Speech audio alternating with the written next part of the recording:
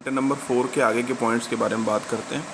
यहाँ पर एक इंस्ट्रूमेंट का नाम है पीज़ोमीटर, जो कि यूज़ किया जाता है हाइड्रोस्टैटिक प्रेशर को नापने में। अब यहाँ पर जो शब्द है हाइड्रोस्टैटिक प्रेशर, इस पर आप ध्यान दीजिएगा। इस शब्द के ऊपर, इस वर्ड में मैंने आपको फ्लूइड मैकेनिक्स के चैप्टर्स में पढ़ाया। हाइड्रो का मतलब पानी, स्टैटिक का मतलब स्थिर। तो जिस जगह पर पानी स्थिर अवस्था में होता है वहाँ पर हम लोग इसके हाइड्रोस्टैटिक प्रेशर को नापने के लिए पीज़ोमीटर का इस्तेमाल करते हैं। पीज़ोमीटर में जब भी आप, जैसे मान लीजिए किसी टैंक में पानी भरा हुआ है और आप ये मापना चाहते हैं कि टैंक में पानी जिस तल से H मीटर गहराई पर कितना प्रेशर मौजूद है, तो यहाँ पर क्या करेंगे, कांच की ट्यूब आप L शेप की ऐसे लगाएंगे और इस कांच की ट्यूब में जितना पानी चढ़ जाएगा वो आपको बताएगा कि इसके इतनी गहराई पर कितना प्रेशर है। ठीक है, फिर से इस डायग्राम को क्लियर बना रहा हूँ कई सारी लाइनें के लिए। मान लीजिए ये टैंक है, टैंक की ऊपरी सतह है जहाँ तक पानी भरा हुआ है।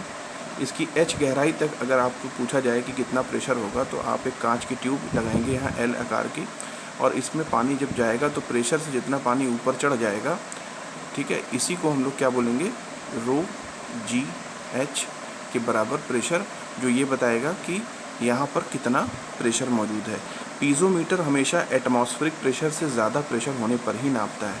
ठीक है, अगर एटमॉस्फेरिक प्रेशर से ज़्यादा प्रेशर है तभी पीज़ोमीटर में पानी चढ़ेगा, अदरवाइज़ पानी पीज़ोमीटर में नहीं चढ़ेगा। ठीक, तो नेगेटिव प्रेशर अगर होगा तो क्या पीज़ोमीटर से नापा जा सकता है। नेगेटिव प्रेशर का मतलब सक्शन प्रेशर, वैक्यूम प्रेशर या एटमॉस्फेरिक प्रेशर से कम प्रेशर को नेगेटिव प्रेशर कहेंगे।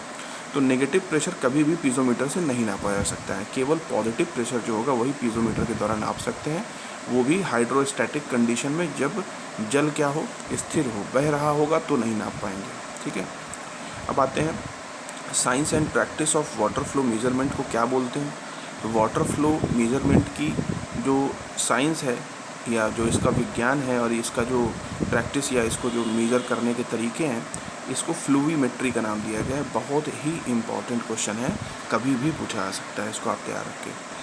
रेनफॉल इंटेंसिटी वर्सेस टाइम का जो ग्राफ होता है उसको हाइटोग्राफ का नाम दिया जाता है। बहुत ही फेमस क्वेश्चन है, इतनी बार आया है कि उसकी गिनती ही नहीं है। ठीक है, तो सीधा आपको याद होना चाहिए कि जिस ग्राफ में रेनफॉल की इंटेंसिटी और टाइम के बारे में शो किया गया हो वो हाइटोग्राफ होता है। East west orientation of green house better in the winter.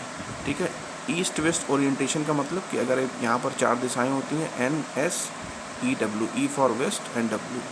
ठीक है, ईस्ट वेस्ट ओरिएंटेशन का मतलब क्या हो गया कि कोई ग्रीन हाउस जब निर्माण किया किसी ग्रीन हाउस का, इस प्रकार से ये आपका ग्रीन हाउस है, तो इसका इस तरफ ईस्ट है और इस तरफ इसका वेस्ट है, तो ये ईस्ट वेस्ट ओरिएंटेशन कहलाएगा। तो विंटर समय में ईस्ट वेस्ट ओरिएंटेशन अच्छा होता है, क्योंकि विंटर में मैक्सिमम सनलाइट को रिसीव करता है east west orientation. Green house use for the crop drawing in off season. ठीक है, तो ऑफ सीजन में क्रॉप के ड्राइंग के लिए किसका इस्तेमाल करते हैं, ग्रीन हाउस का, क्योंकि ग्रीन हाउस टोटली क्या होता है, मॉडिफाइड एटमॉस्फेयर के अंतर्गत काम करता है। मॉडिफाइड एटमॉस्फेयर का मतलब जिसके अंदर का प्रेशर और टेम्परेचर आप चेंज कर सकें। तो ग्रीन हाउस का क्रॉप ड्राइंग में इस्तेमाल किया जाता है ऑफ सीजन के दौरान, जब हम जिस समय क्रॉप ड्राइंग का सीजन ना हो, ठीक है, उस समय पे इसका इस्तेमाल करते हैं। Rational formula peak run of rate देता है। एक बच्चे ने हमसे पूछा था कि क्या कर्व नंबर ऐसा देता है, कर्व नंबर नहीं देता है। रेशनल फार्मूला, जिसका फार्मूला होता है Q बराबर CIA, I होता है आपका रेनफॉल इंटेंसिटी, एरिया से मल्टीप्लाई करते हैं, C होता है कांस्टेंट ऑफ दैट एरिया। तो आपको यहाँ पर डिस्चार्ज मिलता है मीटर क्यूब पर सेकंड में, या रन ऑफ रेट मिलता है। तो पीक रन ऑफ यहाँ से कैलकुलेट होता है रेशनल फार्मूले के द्वारा। पीक रन ऑफ का मतलब किसी भी वाटर शेड में जब पानी बरसेगा तो वहाँ से रेनफॉल जिस पॉइंट से बाहर निकल रही है वहाँ पर सबसे अधिकतम कितनी निकल सकती है, कितनी निकल रही थी, इसी को कैलकुलेट करते हैं रेशनल फार्मूले से। तो हमेशा peak run of rate is calculated by rational formula. ये भी इतना फेमस क्वेश्चन है, ये इतनी बार पूछा गया है कि उसकी गिनती ही नहीं है। सेमी ओपन इम्पेलर जो होता है, ये shrouded and one side wall. ठीक है, जो सेमी ओपन इम्पेलर होता है इसको रिकॉल करिए। ये है सेंट्रीफ्यूगल पंप में 3 प्रकार के इम्पेलर होते थे। एक होता था ओपन इम्पेलर और एक होता था सेमी ओपन। सेमी ओपन मतलब एक तरफ प्लेट लगी है और उसके ऊपर इस तरीके के ग्रुप बने हुए हैं प्लेट के ऊपर, तो ये सेमी ओपन हो गया। और अगर दो प्लेटें हैं और बीच में इसके पंखों के डैने हैं, तक जो आपको आप देखेंगे तो दिखाई नहीं देगा, क्योंकि वो 2 प्लेटों के बीच में है, या इस प्रकार से 2 प्लेटें हैं एक जैसी दो प्लेटें हो गई, प्लेटों के बीच में पंखों के डैने हैं, ठीक है।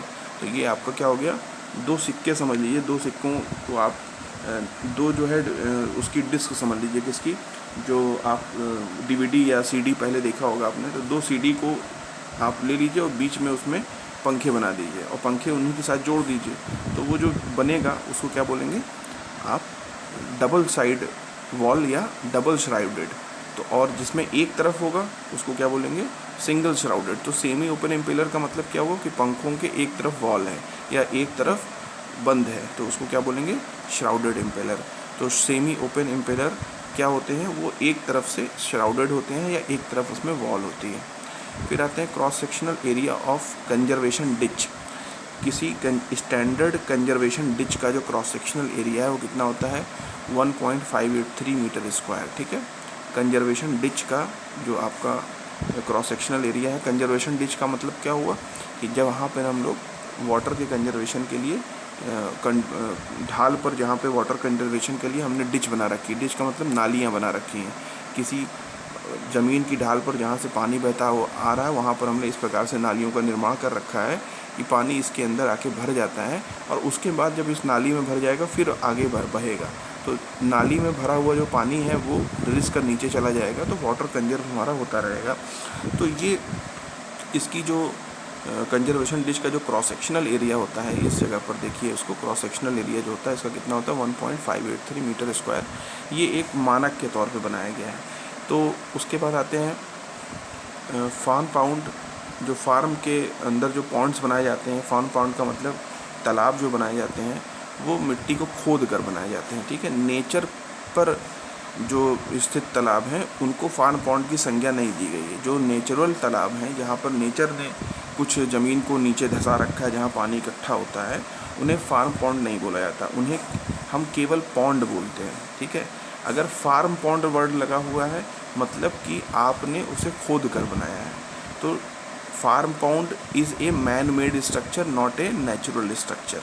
तो फार्म पॉन्ड क्या है, dug out of the soil, मिट्टी को खोद कर बनाए जाते हैं। फिर आते हैं tray bed load sampler having. जो ट्रे बेड लोड सैम्पलर होता है, इसकी जो ट्रैप एफिशिएंसी होती है वो बहुत ही हाई होती है। ट्रे बेड लोड सैम्पलर का मतलब रेनफॉल जहाँ पर होती है वहाँ पर हम लोग ट्रे बेड लोड सैम्पलर का इस्तेमाल करते हैं। और इसकी जो ट्रैप एफिशिएंसी है, मतलब रेन अगर गिरती है इनके अंदर, ठीक है, ऊपर से रेनफॉल की बूंदें जब गिरती हैं तो इसी के अंदर ट्रैप हो जाती हैं, इकट्ठी हो जाती हैं। इसकी एफिशिएंसी क्या है, बहुत हाई है। इसके अंदर गिरने वाली बूंद है उसका कोई भी कण कहीं भी बाहर नहीं निकल पाता, इसलिए यहाँ से कैलकुलेशन इसकी बहुत ये कैलकुलेशन में बहुत अच्छी मदद करता है। इसीलिए ट्रे बेड लोड सैम्पलर में हाई ट्रैप एफिशिएंसी इसकी होती है, ठीक है। फिर आते हैं off season green house is use for drawing the crops, ठीक। ये फिर से पॉइंट को याद रखिएगा। ऑफ सीजन ग्रीन हाउस जो होते हैं ये क्रॉप्स को सुखाने के लिए इस्तेमाल किए जाते हैं। The flow when the water starts disappear at the head until it's eventually recedes from the field after cut off flow, इसको क्या बोलते हैं, recession flow, ठीक। अब ये जो क्वेश्चन है, ये क्वेश्चन डायरेक्ट इसी लैंग्वेज के साथ आता है। रिसेशन फ्लो की यही डिफिनीशन है। अब इसमें आपके दो तीन जो शब्द हैं उनके बारे में जान लीजिए। The flow when water starts disappear at the head and until it's eventually recedes from the field after the cut off flow। अब कट ऑफ फ्लो और इसका मतलब समझ लीजिए कि किसी फील्ड से अगर आपके पास कोई किसी फील्ड में किसी चैनल में अगर पानी आपका बह रहा है तो उस चैनल में जब हेड पर, चैनल के हेड पर पानी कम होना चालू हो जाए, ठीक है, पानी कम होना चालू हो जाए और फील्ड को पानी छोड़ने से पहले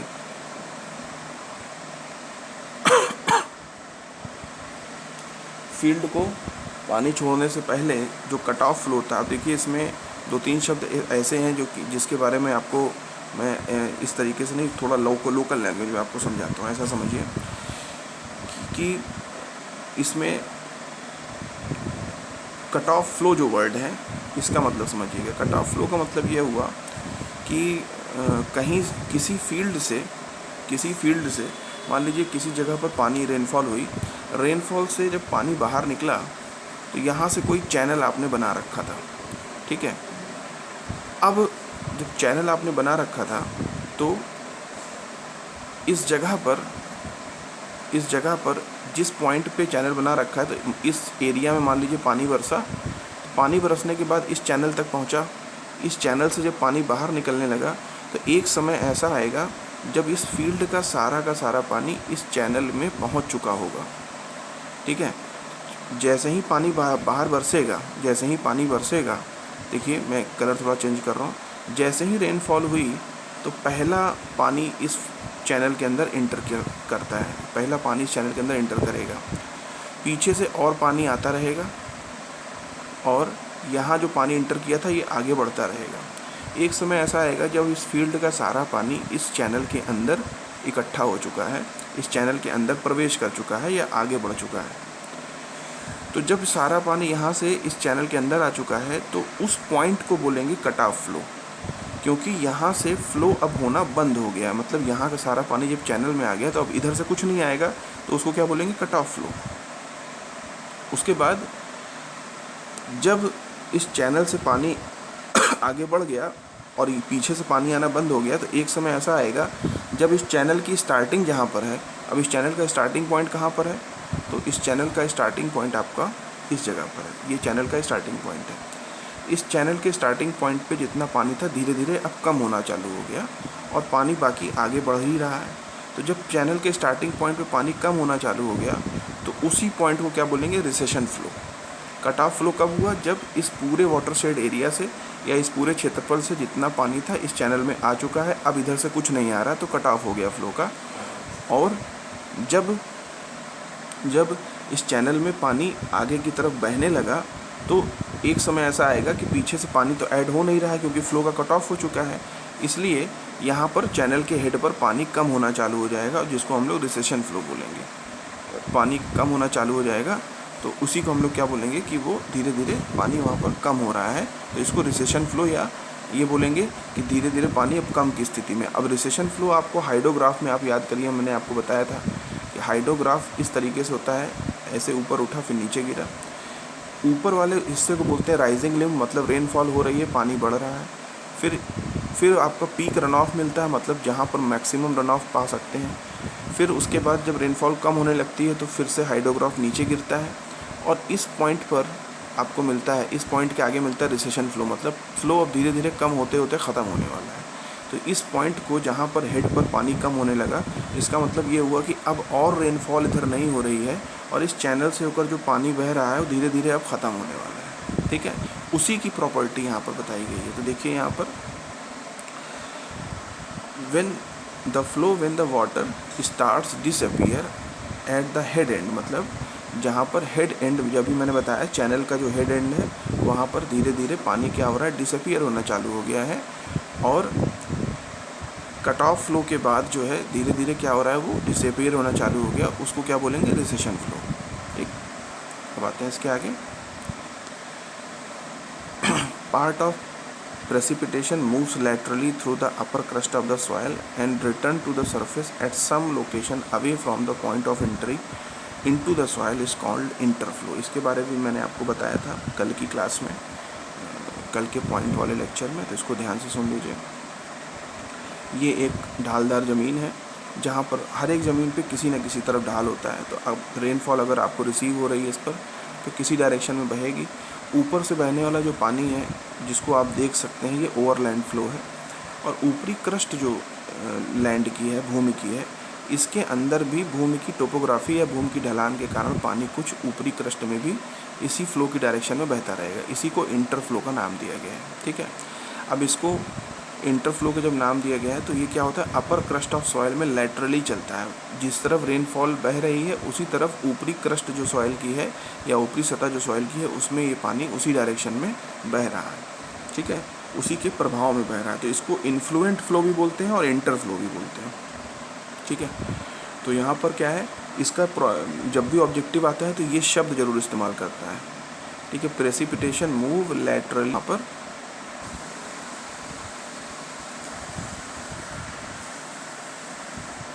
तो जहाँ पर भी ये ऊपरी क्रस्ट ऑफ सॉइल की बात कर देगा वहाँ पर आपको सीधा सीधा जवाब क्या लगाना है, की इंटरफ्लो।